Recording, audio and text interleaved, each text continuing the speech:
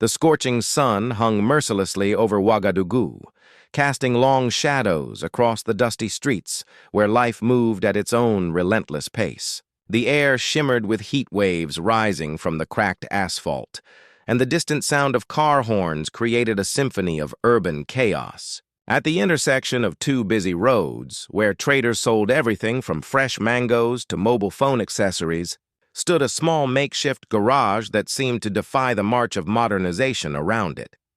Thomas Sawadogo knelt beside an ancient pickup truck, his weathered hands working with practiced precision as he tightened the last bolt on a stubborn transmission. Sweat dripped steadily from his brow, creating small, dark circles on the dusty ground beneath him. His clothes, once blue but now a patchwork of oil stains and fabric patches, told the story of countless days spent under the hoods of vehicles that had seen better decades. At 35, Thomas carried himself with the quiet dignity of a man who had learned to find peace in honest work. His face, though marked by the lines that come from years of squinting against the sun and worry, still held traces of the brilliant student he had once been. Those who looked closely could see it in his eyes, an intelligence that no amount of hardship could diminish, a spark that refused to be extinguished by circumstance. "Patron Thomas," called out Mamadou, a young boy who often helped around the garage in exchange for small coins and mechanical knowledge. "The lady with the motorcycle is here again. She says you promised it would be ready by noon." Thomas glanced at the sun's position and sighed. It was already past 2 in the afternoon. "Tell Madame Caboret I need 30 more minutes. The carburetor was worse than I thought."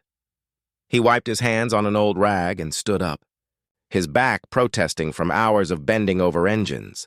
This was his life now, a constant race against time, against expectations, against the crushing weight of making ends meet. But it hadn't always been this way. Thomas remembered a time when his biggest worry was whether he had studied enough for his mathematics exam, when his greatest ambition was to see how far his mind could take him. 20 years ago, Thomas had been the pride of Lycée Technique de Ouagadougou. He was the boy who solved calculus problems that left his teachers amazed, who could recite French poetry with the fluency of a native speaker, and who dreamed of studying engineering at the University of Burkina Faso. His parents, simple farmers who had sacrificed everything to send him to school, would beam with pride when neighbors spoke of their brilliant son.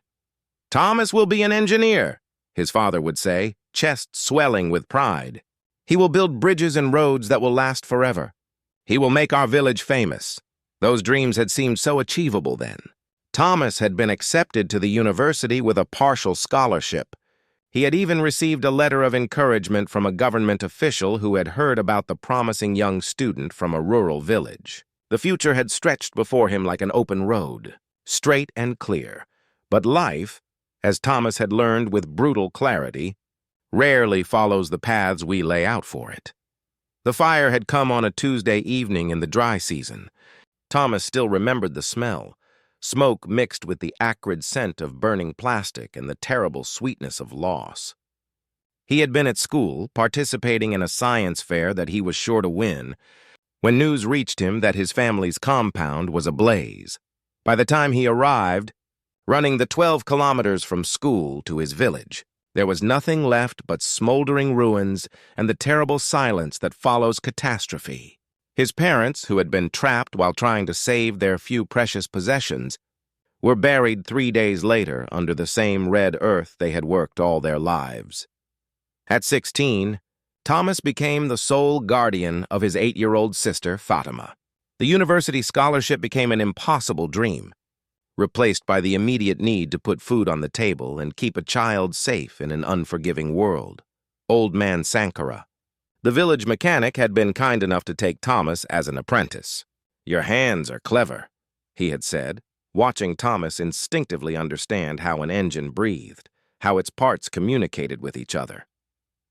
"You have a gift for making broken things whole again." For 3 years, Thomas learned the language of machines. He discovered that an engine's problems often revealed themselves through sounds. A slight knock that indicated worn bearings, a whistle that meant a vacuum leak, a grinding that spoke of metals crying for lubrication. His academic intelligence found new expression in diagnosing automotive mysteries that left others baffled. When Sankara passed away, he left Thomas his tools and a piece of advice. The city has more cars, but also more competition. But it also has more opportunity for a young man willing to work hard. So Thomas and Fatima made their way to Ouagadougou, carrying their few possessions and an enormous weight of hope. He found a corner where he could set up shop, negotiated with the local authorities for permission to work, and began the slow process of building a reputation among the city's drivers. Years passed. Fatima grew into a beautiful young woman, finished school, and eventually married a teacher from their home village. Thomas had succeeded in his most important mission, ensuring his sister had the opportunities their parents had dreamed of for both of them. But the cost had been his own dreams, buried under the daily necessity of survival. Thomas rarely allowed himself to think about his old school friends. Most had gone on to university, to government jobs, to lives that bore no resemblance to his own. It was easier to focus on the present, the steady stream of customers who brought him their automotive problems, the satisfaction of bringing dead engines back to life, the simple pleasure of honest work done well. But sometimes, late at night when the city grew quiet and he sat outside his small rented room, Thomas would remember Ibrahim Traoré. They had been inseparable during their school years, two brilliant boys from humble backgrounds who had promised to change their country together. Ibrahim had been the more charismatic of the two, blessed with a natural leadership quality that drew others to him. While Thomas excelled in mathematics and science, Ibrahim had a gift for history and politics, for understanding the complex forces that shaped their nation. They complemented each other perfectly, Thomas providing the analytical foundation for Ibrahim's grand visions, Ibrahim inspiring Thomas to think beyond textbooks and formulas. "We'll study together at university," Ibrahim had promised during their final year at lycée. "You'll become an engineer. I'll study political science, and then we'll return to build the Burkina Faso our grandparents dreamed of." They had maintained contact for a while after Thomas left school. Ibrahim had been accepted to the military academy, following a path that would lead him through the ranks of the armed forces. His letters, at first frequent and full of encouragement for Thomas to find a way back to formal education, had gradually become less regular as their lives diverged. The last letter Thomas had received was nearly 15 years ago. Ibrahim, then a young officer, had written about his growing concerns with corruption in government and his belief that the military could be a force for positive change. Thomas had intended to write back, but life had intervened, a bout of malaria that left him unable to work for weeks, Fatima's school fees that required him to take on extra jobs, the constant struggle that left little energy for maintaining connections to a past that seemed increasingly distant. He had heard Ibrahim's name mentioned occasionally, promotions in the army, assignments to different regions of the country, rumors of a young officer who was unusually honest and dedicated to his troops. But these were distant echoes in Thomas's world of carburetors and transmission repairs. This particular Wednesday had started like any other. Thomas arrived at his corner workshop at dawn before the traffic became impossible and the heat unbearable. He had 3 vehicles waiting for him, the motorcycle that needed a new clutch, the pickup truck with transmission problems, and an old Peugeot whose engine had developed a mysterious knock that had baffled 2 other mechanics. He was deep in concentration, his trained ear listening to the subtle rhythms of the Peugeot's engine when the commotion began. Traffic, already heavy, came to a complete standstill. Horns blared with unusual urgency, and people began emerging from shops and offices to see what was happening. "It's a government convoy," someone shouted. "Big men are coming!" Thomas barely looked up. Government officials passed through the city regularly, always in their black SUVs with tinted windows and police escorts, always disrupting traffic and normal life with their sense of urgency and importance. He had learned long ago that such displays of power had nothing to do with people like him. But this convoy was different. Instead of speeding through as usual, it came to a complete stop right at the intersection. Doors opened, and men in military uniforms began securing the area with a thoroughness that suggested someone very important was traveling. Thomas continued his work, his world narrowed to the engine before him. Years of working on busy streets had taught him to block out distractions, to maintain focus despite the chaos of urban life. The motorcycle's owner, Madame Caboret, was expecting her vehicle by evening, and he had promised not to disappoint her. Thomas. The voice was soft, tentative, carrying a tone that made something deep in Thomas's memory stir. But he was at a crucial moment in his diagnosis. The engine's problem was finally revealing itself through a subtle pattern in the irregular knocking. Thomas, is that really you? This time the voice was closer, more certain, tinged with an emotion that Thomas couldn't immediately identify. He straightened up slowly, his hands still holding the tools he had been using, his face streaked with sweat and engine oil. Standing 5 meters away, wearing the uniform of a military leader, was a face that Thomas recognized despite the years that had changed them both. The eyes were the same, intelligent, intense, filled with the same spark that had animated late-night discussions about mathematics and dreams of changing the world. Ibrahim? Thomas's voice was barely a whisper. The man in uniform took a step forward, and Thomas could see tears forming in his eyes. Around them, a crowd had gathered, but they seemed to exist in a different world, a bubble of silence in the midst of urban chaos. Ibrahim Traoré, for it was indeed him, was no longer the lanky teenager Thomas remembered. He had filled out, carried himself with the bearing of authority, wore the insignia of high military rank. But his face, despite being older and marked by the responsibilities of leadership, was unmistakably that of Thomas's oldest friend. "My God," Ibrahim breathed, "it really is you." For a long moment, they simply stared at each other across the distance of 20 years and vastly different life paths. Thomas became acutely aware of his appearance, his oil-stained clothes, his weathered hands, the smell of automotive fluids that clung to him like a second skin. He was conscious of the crowd watching, of the bodyguards who had positioned themselves protectively around their charge, of the vast gulf that now separated two boys who had once shared every dream.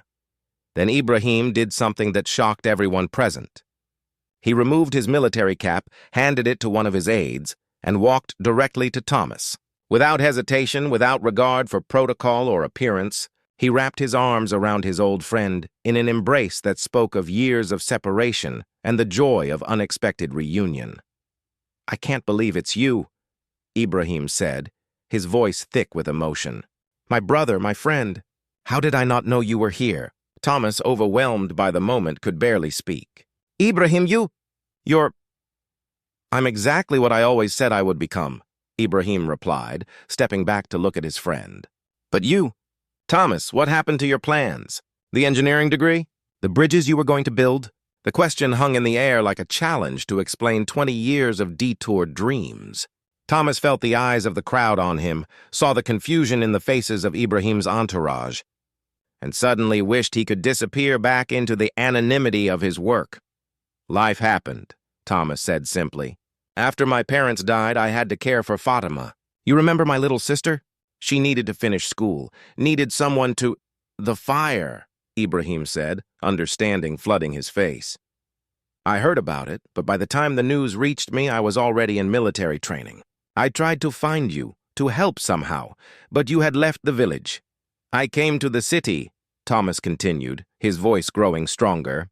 "I learned to fix cars from old man Sankara. I've been doing this ever since."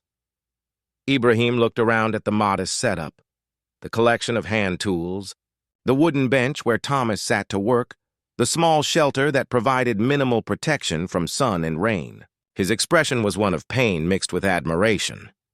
"And you've been here all these years, working like this?" "It's honest work," Thomas replied, a note of defensiveness creeping into his voice. "I've never cheated anyone, never taken what wasn't mine. I've managed to survive, to help my sister finish her education. She's married now, teaching in our home village." Ibrahim nodded, understanding the pride in Thomas's words even as his heart broke for opportunities lost. Around them, the crowd pressed closer, sensing that they were witnessing something extraordinary. Their president, emotional and vulnerable, reuniting with a man who appeared to be nothing more than a roadside mechanic.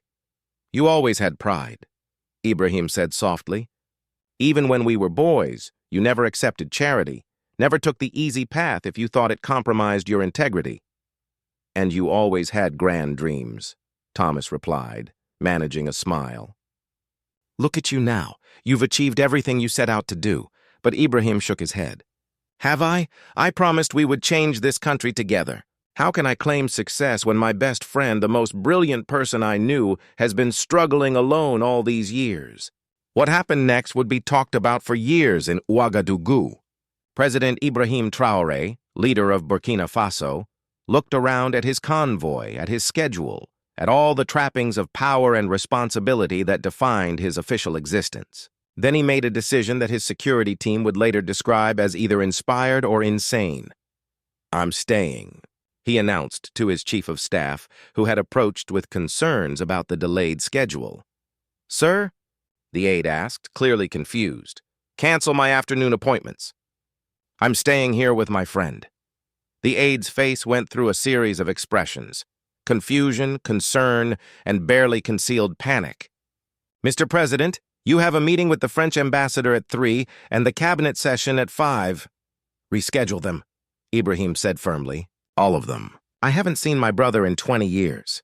The government can wait a few hours.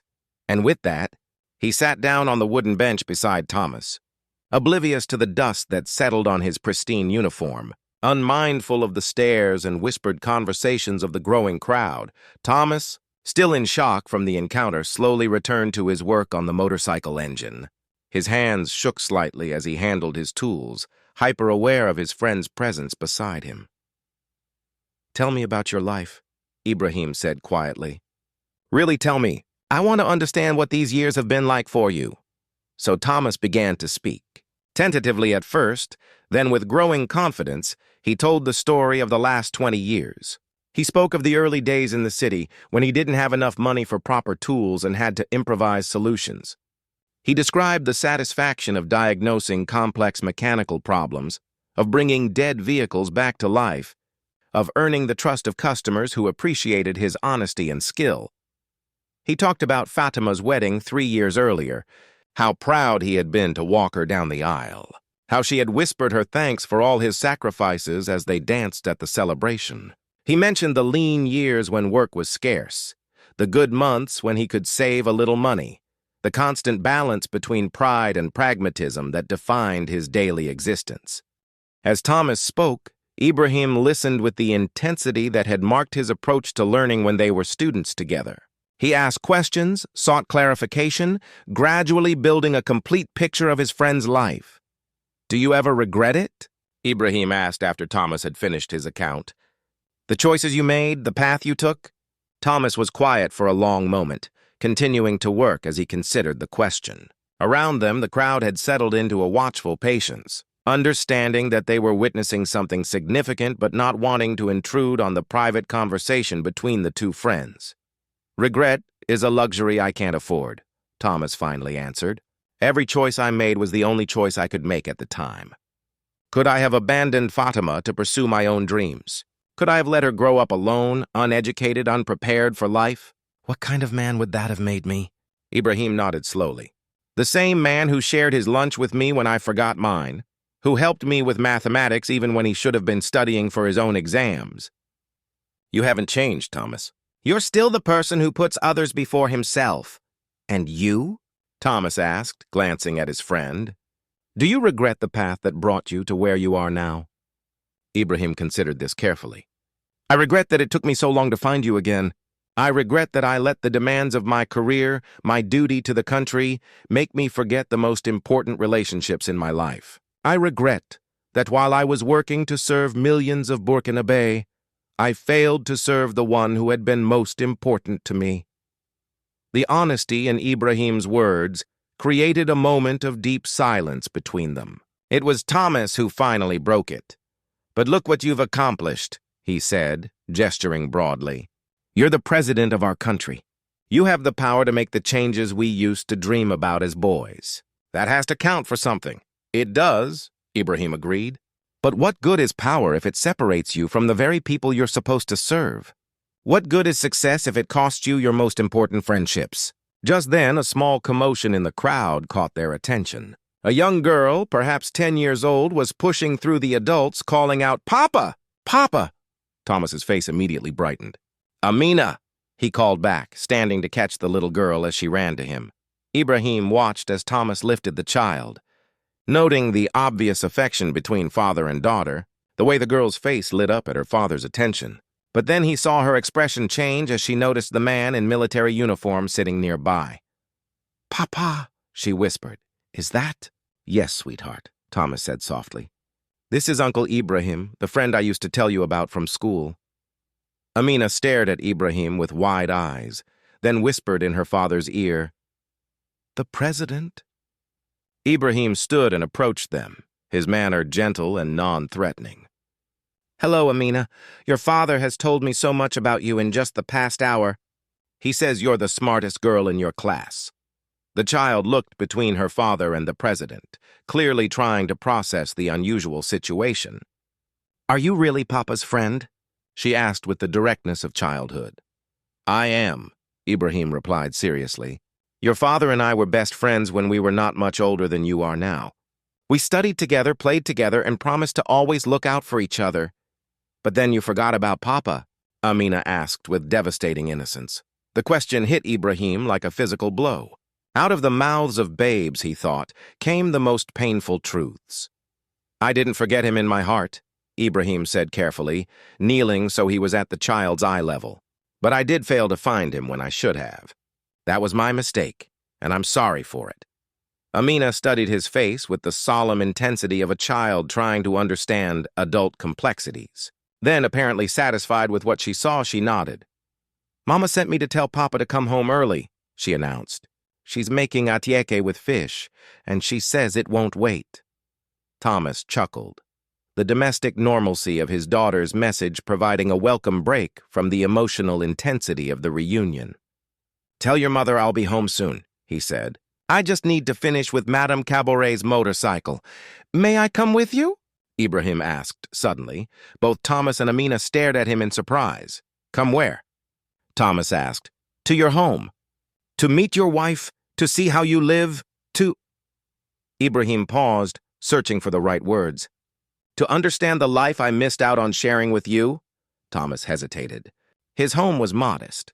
2 small rooms in a compound shared with 3 other families, furnished with the bare necessities and nothing more. The idea of bringing the president of the country to such humble surroundings seemed almost absurd. "Ibrahim," he began, "you have to understand. We don't live like—" "Like what?" Ibrahim interrupted. "Like people? Like a family?" "Thomas, I've spent the last 10 years in government buildings and presidential palaces, surrounded by luxury and protocol. Do you know how long it's been since I sat in a real home, with real people, eating a meal that wasn't prepared by professional chefs and served on china plates?" Thomas looked at his old friend and saw something that surprised him: longing. Despite all his power and position, Ibrahim seemed genuinely hungry for the simple authenticity that Thomas's life represented. "All right," Thomas said finally. "But don't say I didn't warn you. We're not exactly living in luxury." Ibrahim's face lit up with the first genuine smile Thomas had seen from him all day. "Perfect," he said.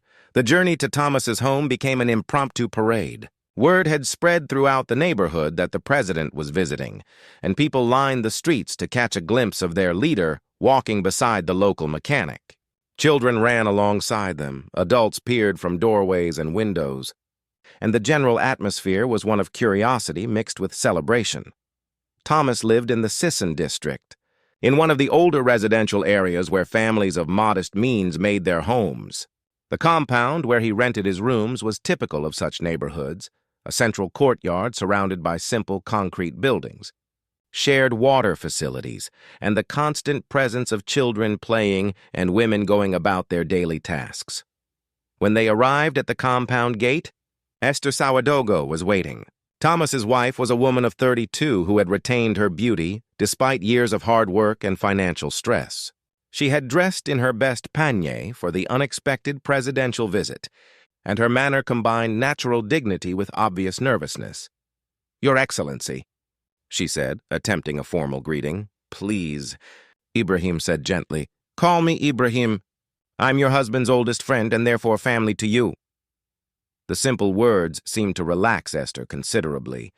She led them into their small living space, 2 rooms that served as bedroom, living room, and study area for Amina. The furniture was basic but carefully maintained, the walls decorated with a few family photographs and a certificate recognizing Thomas's completion of his mechanical training. Ibrahim took in every detail, noting the obvious care with which Esther maintained their home despite its limitations, the small shelf of books that suggested the family's commitment to education, the corner where Amina did her homework at a table that Thomas had clearly built himself from scrap materials. "This is beautiful," Ibrahim said, and meant it. Esther looked surprised. "Beautiful? Your Excellency, surely you are accustomed to much finer." "I'm accustomed to beautiful buildings," Ibrahim interrupted, "but not necessarily to beautiful homes. There's a difference. This place radiates love, care, family commitment. That's a kind of beauty you can't buy." As they sat down to share the meal Esther had prepared, Ibrahim found himself experiencing something he had almost forgotten: the simple pleasure of an unhurried conversation in a family setting. They talked about Amina's progress in school, about Thomas's work, about the challenges of daily life in Ouagadougou. "Tell me about your dreams," Ibrahim said to Amina as they ate. "What do you want to be when you grow up?" "A doctor," the girl replied without hesitation. "I want to help people who are sick." "That's a wonderful ambition," Ibrahim said. "Are you doing well in science classes?" "She's the top student in her school," Thomas said proudly. "Just like her father was," Esther added with a smile. Ibrahim looked at Thomas. "Does she know?" "About your academic achievements, I mean?" Thomas shifted uncomfortably. "I don't like to dwell on the past. It's more important that she focuses on her own future." "But she should know," Ibrahim insisted. "She should understand that intelligence and ability run in her family, that her dreams are not impossible." He turned to Amina. "Your father was the smartest student in our entire school. Teachers came from other schools just to meet him. He could solve mathematical problems that university students struggled with." Amina's eyes grew wide as she looked at her father with new understanding. "Really, Papa?" Thomas looked embarrassed. "That was a long time ago, sweetheart. It doesn't matter now." "It matters," Ibrahim said firmly. "It matters because it shows her what's possible. It matters because she needs to understand that she comes from a family of brilliant people who value education and achievement." As the evening progressed, Ibrahim found himself making mental notes about everything he observed. He saw how Thomas helped Amina with her homework, patiently explaining mathematical concepts with the same clarity that had impressed their teachers decades earlier. He watched Esther manage the household with efficiency and grace, despite obvious financial constraints. He noted the books on the shelf. Some were Amina's school texts, but others were technical manuals that Thomas studied to improve his mechanical skills. Most importantly, he observed the family dynamics, the respect and affection between husband and wife, the obvious adoration Amina felt for her father, the quiet contentment that pervaded their modest home despite the material limitations. "I need to ask you something," Ibrahim said as they sat in the courtyard after dinner, watching Amina play with other children from the compound. "Of course," Thomas replied. "Are you happy? Really, truly happy with your life?"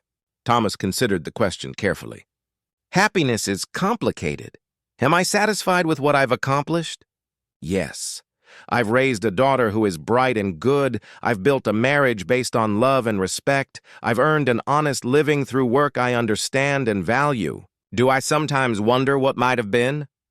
Of course. But I've learned that regret is a poison that can destroy the good things you do have." Ibrahim nodded slowly. "I've been thinking all day about what you said earlier, about your promise that I should make this country a place where children don't have to sacrifice their education to survive. That was your only request, wasn't it? Not for money, not for position, but for systemic change that would help people you'll never meet."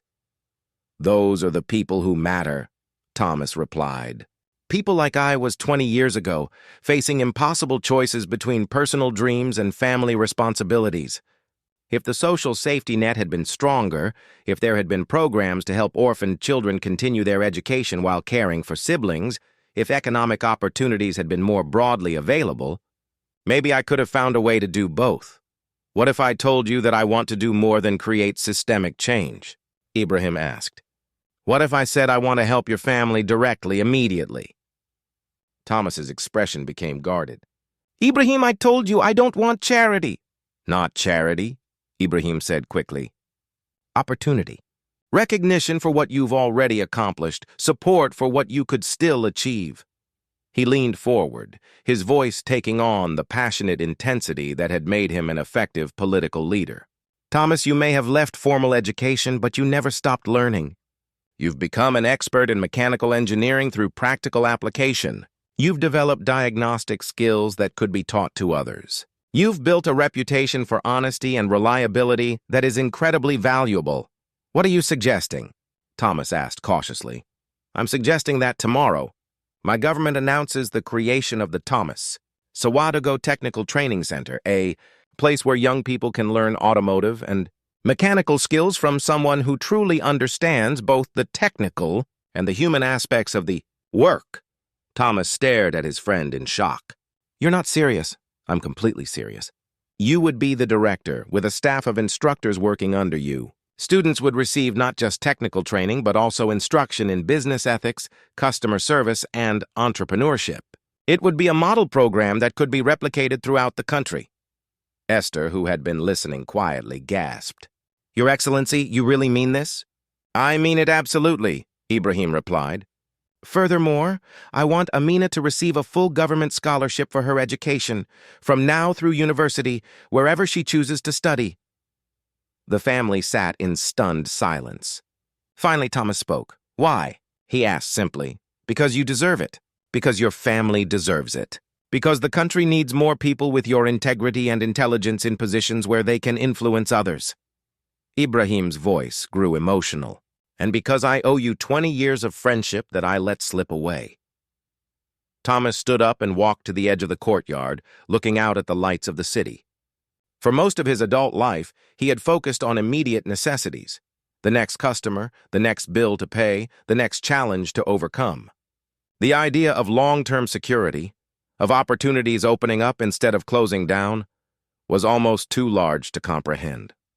I need some time to think about this, he said finally. Of course, Ibrahim replied. It's a big decision. But Thomas, I want you to understand something. This isn't charity or sympathy. This is recognition of your value, your potential contribution to our country's development. The fact that you've succeeded in creating a stable life under difficult circumstances, that you've raised a brilliant daughter while maintaining your integrity, that you've gained the respect of your customers through honest work. These are qualifications.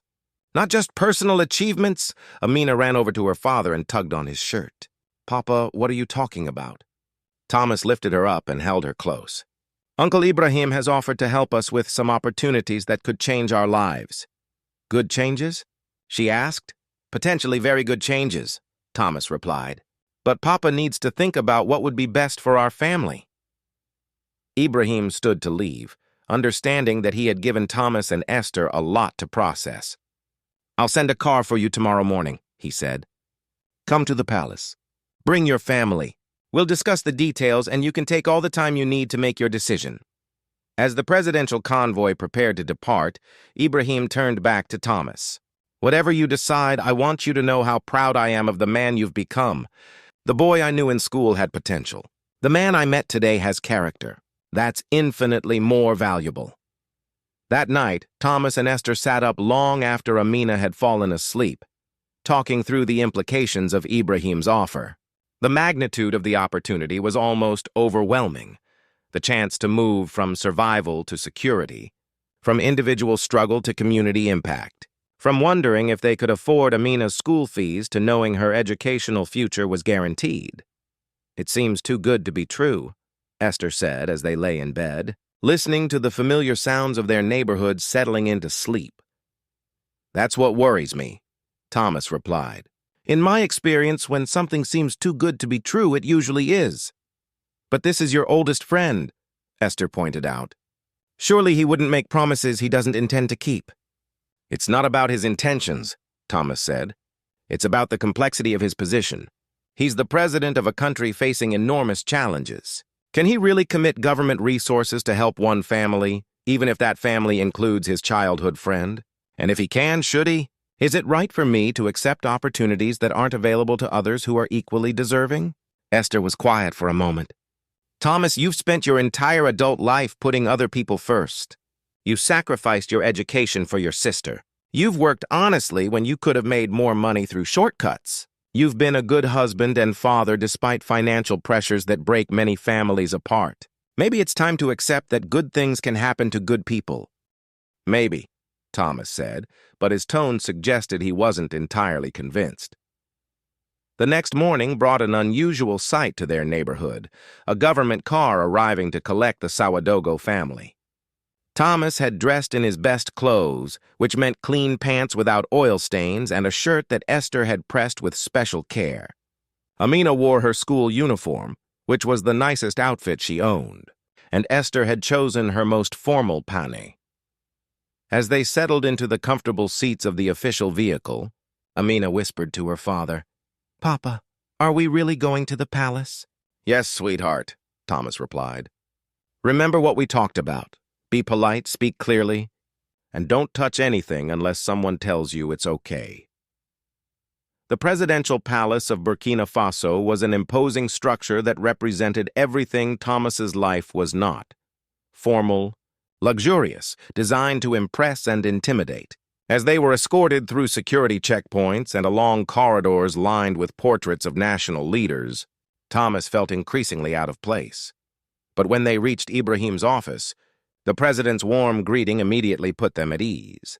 He had clearly taken care to make the meeting as informal as possible, serving them tea and pastries while they sat in comfortable chairs around a coffee table rather than across the imposing presidential desk.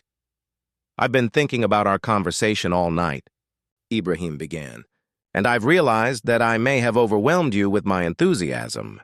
So let me be more systematic about what I'm proposing." He pulled out a folder containing detailed plans. The technical training center would be established in a building that the government already owns but isn't currently using. It would be equipped with modern tools and equipment, and you would have a budget for materials and instructor salaries. The program would be part of our National Skills Development Initiative.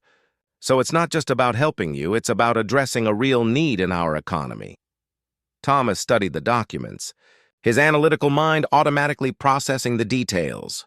The plan was comprehensive and well thought out, addressing everything from curriculum development to student recruitment to job placement assistance.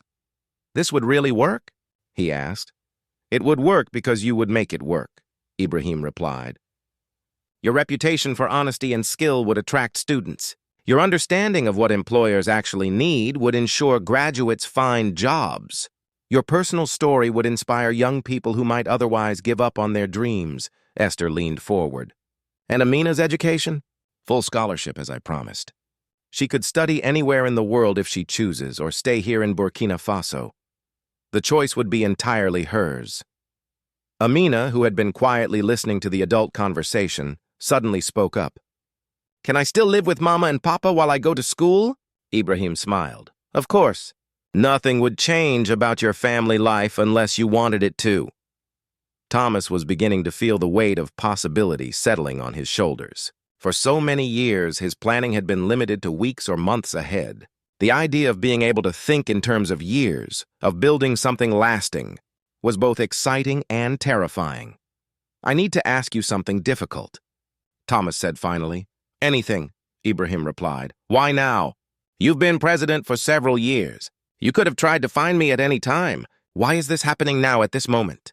Ibrahim was quiet for a long moment, clearly wrestling with how to answer honestly. "Because yesterday, when I saw you working by the roadside, I realized something that had been bothering me for years without my fully understanding it. I've been implementing policies to help people like you, small business owners, skilled workers, families struggling to educate their children.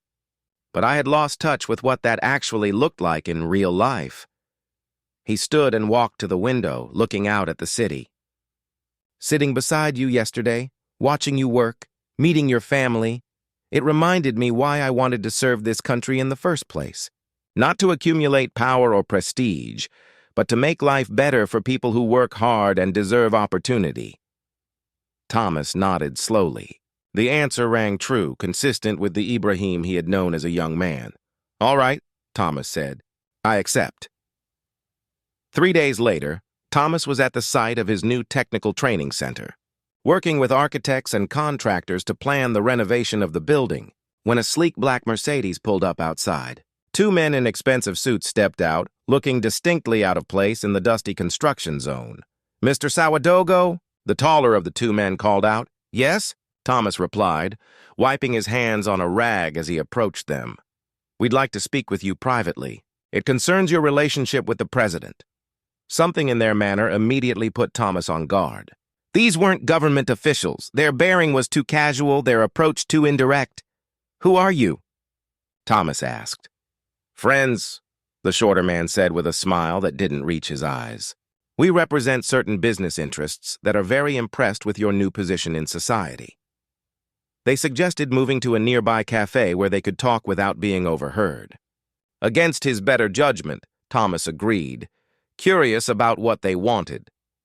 Once they were seated with coffee in front of them, the taller man leaned forward and spoke in a low voice. "Mr. Sawadogo, we understand you have become quite close to President Traoré." "He's an old friend," Thomas replied carefully. "Yes, we know the story. Very touching, very inspiring. The thing is, we believe your unique relationship could be mutually beneficial." "I don't understand." The shorter man reached into his jacket and pulled out a thick envelope, placing it on the table between them. "There's 5 million CFA francs in there. Consider it a down payment." Thomas stared at the envelope but didn't touch it. "Down payment for what?" "For your assistance with a small matter," the taller man continued. "We know the president trusts you, visits with you privately. All we need is for you to ensure he drinks something we'll provide during one of these visits. Something that will make him temporarily indisposed." The words hit Thomas like a physical blow. These men were asking him to poison his oldest friend, to betray the person who had just transformed his family's future. "You want me to hurt Ibrahim?" Thomas said, his voice tight with controlled anger. "Not hurt," the shorter man said quickly. "Just make him sick for a while. Sick enough that he can't perform his duties. There are people ready to step in and provide interim leadership." "A coup," Thomas said flatly. The men exchanged glances. "A transition," the taller one corrected. "A peaceful transition to more flexible leadership." Thomas felt nauseated. "And if I refuse?" "Why would you refuse?" the shorter man asked, tapping the envelope. "This is just the beginning. Help us, and you'll never have to worry about money again. Your daughter could study at the finest universities in Europe. You could own a chain of auto repair shops across West Africa.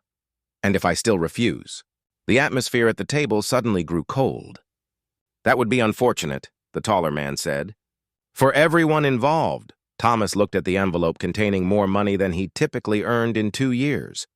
He thought about Amina's education, about the security such wealth could provide his family, about the comfortable life they could live.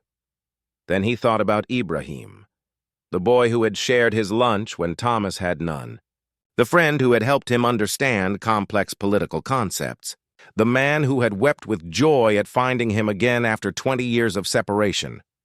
"I need time to think about this," Thomas said finally. The men smiled. "Of course, but don't take too long. Our patience has limits."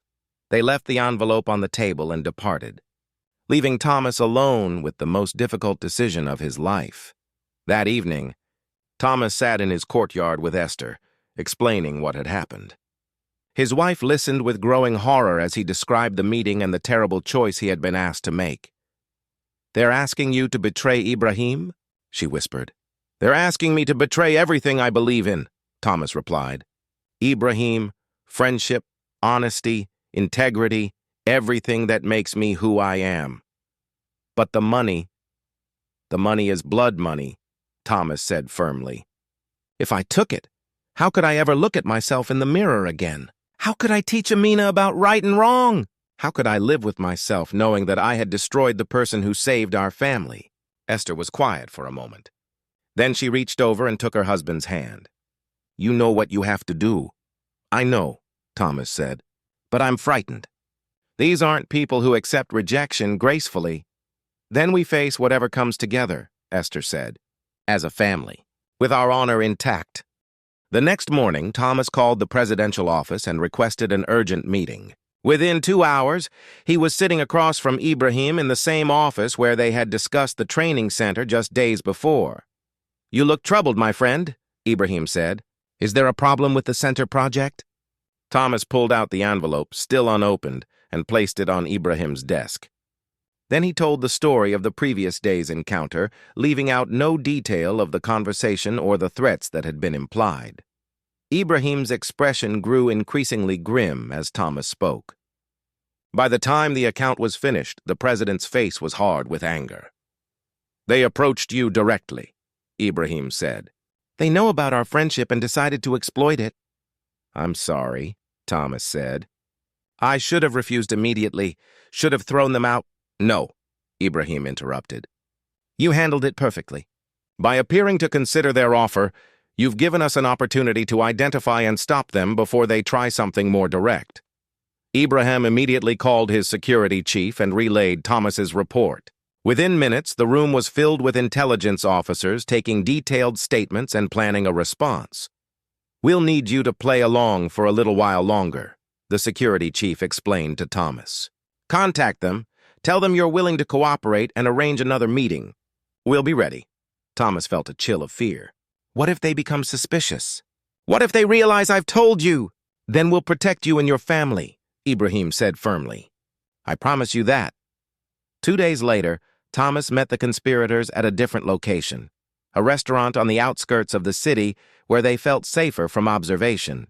Unknown to them, the entire establishment was under surveillance, with undercover agents positioned as customers and staff. "Have you made your decision?" the taller man asked after they had ordered food. "I'm willing to help," Thomas said, the words tasting like poison in his mouth. "But I need to understand exactly what you want me to do." The shorter man smiled and pulled out a small vial containing a clear liquid. "This goes into whatever he drinks. Coffee, tea, water, it doesn't matter. It's tasteless and odorless. What will it do to him?" Thomas asked. "He'll become violently ill within an hour," the taller man explained. "High fever, vomiting, apparent food poisoning. He'll be hospitalized, and while he's incapacitated, certain military officers will step in to maintain stability." "How long will he be sick?" "That depends on how much medical attention he receives," the shorter man said with a cold smile. "But don't worry about that. Your job is just to deliver the dose." Thomas nodded, slipping the vial into his pocket. "When do you want this to happen?" "Soon. We'll let you know." As the meeting concluded and the conspirators departed, Thomas remained seated, overwhelmed by the magnitude of what he had just agreed to do. Even though it was part of a trap, even though he had no intention of following through, the weight of the betrayal he was pretending to contemplate made him feel sick. The trap was sprung the following evening. As the conspirators met to finalize their plans, security forces surrounded their location. The arrests were swift and decisive, with no opportunity for escape or the destruction of evidence. Thomas, who had been kept informed of the operation's progress, felt a mixture of relief and lingering fear as Ibrahim called to tell him the news. "It's over," the president said. "They're in custody, along with several military officers who were part of the plot.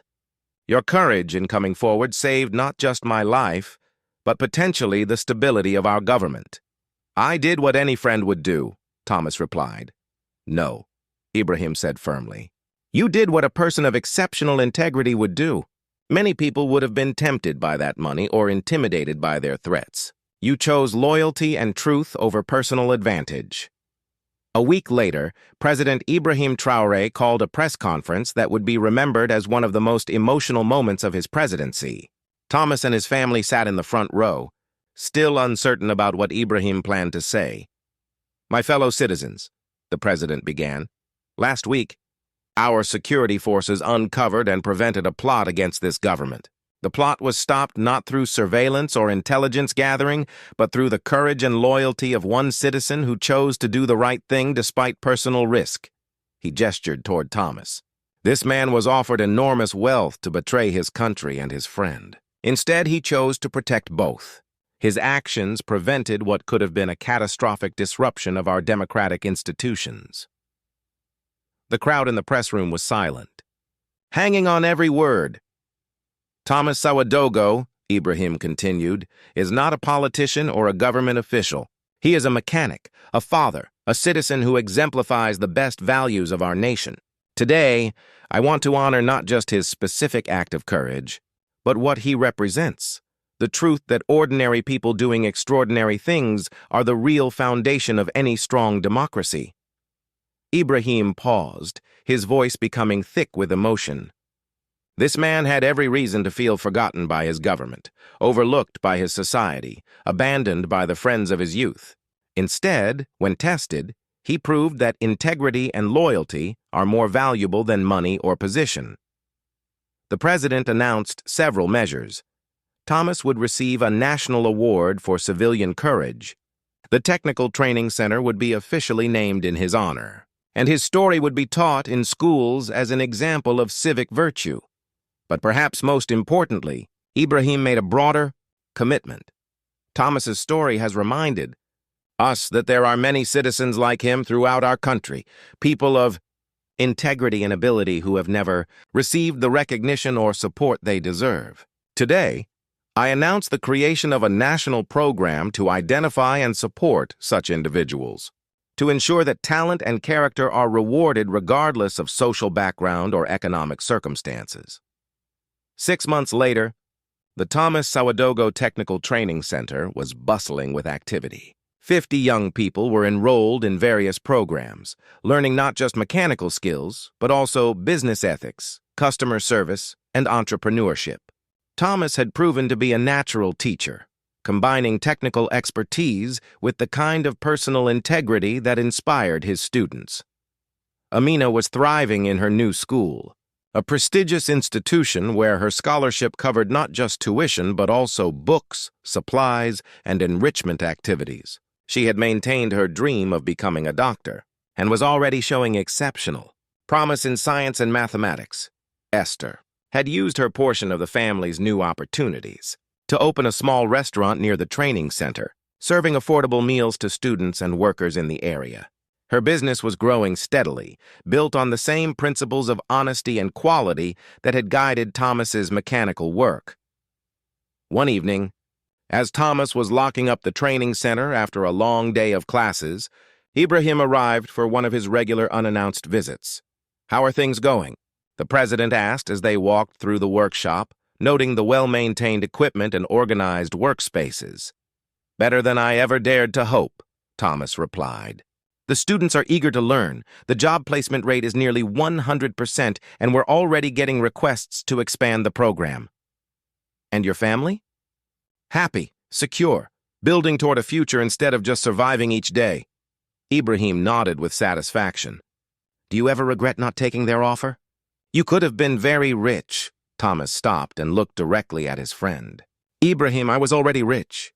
I had a wife who loved me, a daughter who made me proud, work that gave my life meaning, and friends who remembered me after 20 years of separation. What more could money have added to that?" "Spoken like the wise man I always knew you were," Ibrahim replied with a smile, as they stood in the courtyard of the training center, watching the last students of the day head home. Both men reflected on the journey that had brought them to this moment. Two boys from a small village had taken very different paths through life, but had ultimately found their way back to each other and to the shared values that had defined their friendship. "You know what I think about sometimes?" Thomas said. "What's that?" "I think about other Thomas Sawadogos out there, people with talent and integrity who are struggling not because they lack ability, but because they lack opportunity. Your program to find and support such people, it could change thousands of lives." Ibrahim nodded. "That's the plan, and it's working. We've already identified more than 200 individuals across the country who have exceptional skills but limited resources. They're getting support for education, business development, community leadership roles." "The ripple effect," Thomas said. "Exactly. One act of integrity leads to another. One opportunity creates many more. One friendship renewed can transform a society. As the months turned into years, the story of Thomas Sawadogo and President Ibrahim Traoré became legendary throughout Burkina Faso and beyond. It was taught in schools as an example of the power of integrity, referenced in political speeches about the importance of maintaining connections to grassroots communities, and cited in academic papers about effective governance in developing nations. The Technical Training Center became a model that was replicated in other cities, creating a network of institutions that trained thousands of young people in practical skills while emphasizing ethical business practices. Many of the graduates went on to start their own businesses, creating jobs and economic opportunity in their communities. Amina graduated from high school with the highest honors and was accepted to medical school at the University of Ouagadougou. She chose to stay in her home country rather than study abroad, explaining that she wanted to serve the people who had supported her dreams.